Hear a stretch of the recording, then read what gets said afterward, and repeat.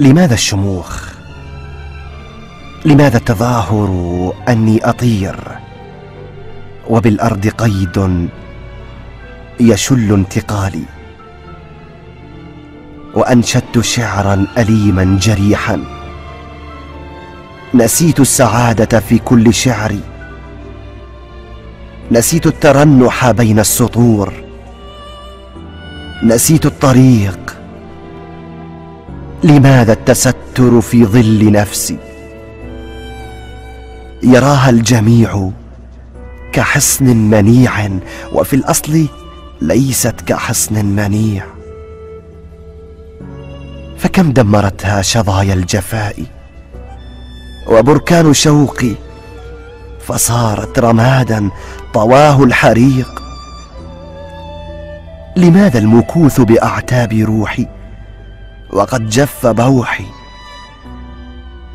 فكم قاتلتني الأماني الكبار، وبيني وبين الأماني الصغار غيابات حزن وجرح عميق. لماذا تحب التوجع دوما وقد علمتك التجارب قبلا بأن الذي قد أراد الوصال سيبحر في العزم كالسندباد، ويرجع حتما بقايا غريق؟ لماذا البكاء وما عاد يجدي؟ أأبكي لسعدي؟ فهل يسكن الدمع بين المآقي؟ وقد عشت عصر الوجوه الحديد ووجهي بريء. قناعات زيف ترى الصدق عيب ولا تستفيق. لماذا لكم طال سؤلي وأنفقت في الحس والحب فكري؟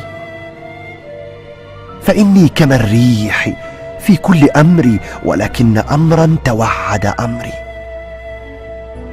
وأوقع بيني وبين الشموخ. فلم يبق فينا سوى بعض عيش وبعد سحيق. فلم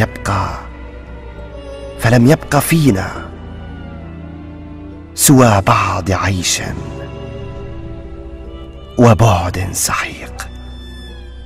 التوقيع رضا الجنيدي.